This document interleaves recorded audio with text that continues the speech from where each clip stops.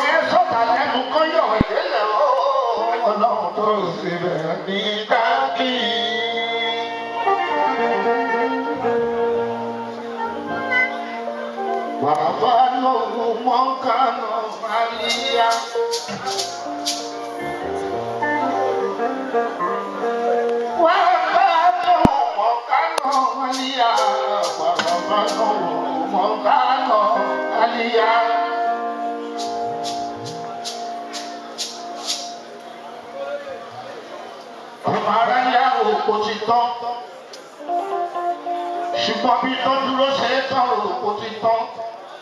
Ọlọ́run bá dé tó bá ti dé ó ti dé nìyẹn o, ta ló fẹ́ yẹ yí ẹ̀wò kẹ́ẹ̀jẹ́ ọgbọ́. Àìláàdé mo sọ fún ọjọ́ tó wá bá mi nílé mo nílò fọkàn balẹ̀ òótọ́ lọ́wọ́ wá ṣe. Lórí ayé ẹ̀ kò tí ì rí kankan gbogbo tó pọ̀ tó kù ìwọ̀n ló máa bá gbé. Òní kọrin mo pa ẹ lórí. Òní lùlùpàdé àgbàkò lágbọ́rọ̀ náà tara ṣe. Orin tuntun, owó tuntun, ilé tuntun, ọkọ̀ tuntun lóríṣiríṣi. Mo bá ṣe fẹ́ sí lọ́wọ́ máa bá mi bá ẹ ṣe. Ó yá wá tẹ́wọ́. Àṣírí ta máa fi tọrọ lọ́wọ́ Ọlọ́run akọni mi ò lẹ́yìn kan ó wà láìpẹ́ láì Ọlọ́run àti kùrà ẹ̀yìn ni mo gbójúlé. Bismillahi. Ayahu alayhi al-wafa wa yadafiu li fala usri wa nalu wa bai. Bijai sayyidil wara ila wa kanu narika fiya. Bismillahi ó ti ṣe bẹ̀rẹ̀.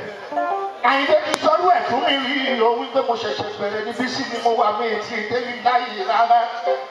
Àṣẹ náà tọ́ ní ọmọ gbà tí mo láìka kọjá lọ. Ẹ̀yà ọmọ yẹn wà lẹ́yìn ìyàgbọ́ bá wà yàrá Allah usiri wa nolwa bai bijahi sayyidi wa la kanu narika kubiya bismillahi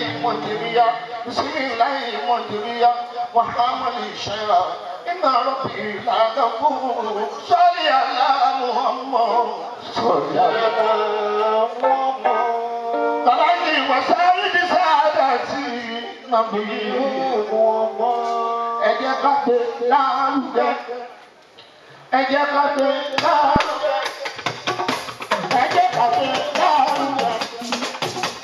Orin fújì ló gbà. Àyà orin faraṣì ló gbé. Mo wá ní ìjọba rẹ̀. Gbogbo wa níwájú làwọn bá lọ. Níwájú làwọn bá lọ. Ẹ̀dá ó bá fẹ́ mi sọ̀rọ̀. Àyà lọ́sẹ̀ wọ́n ní ẹ̀dí lórí ọdún.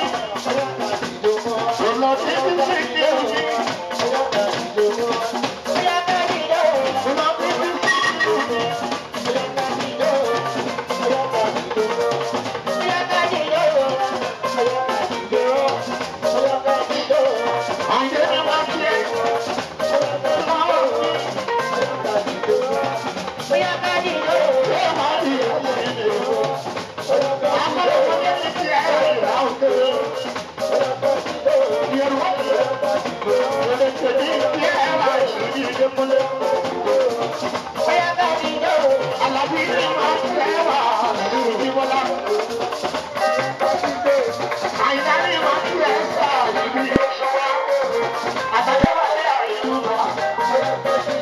Àpapọ̀dé àtàṣì ọmọ lápálá. Bí wọ́n jẹ́ ibi ẹlòmí. Epo ní fújì ló náwó lọ́wọ́. Olórí wa lè ṣe olóyè síwájú. Ọlọ́bí ti di ìwé ọgbà pẹ̀sẹ̀. Olórí ìwà olórí wa lọ́wọ́. Ìwọ làwa lójú rẹ̀.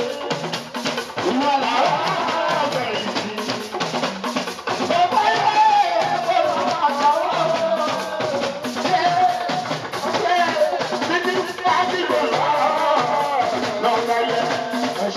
Congratulations, man.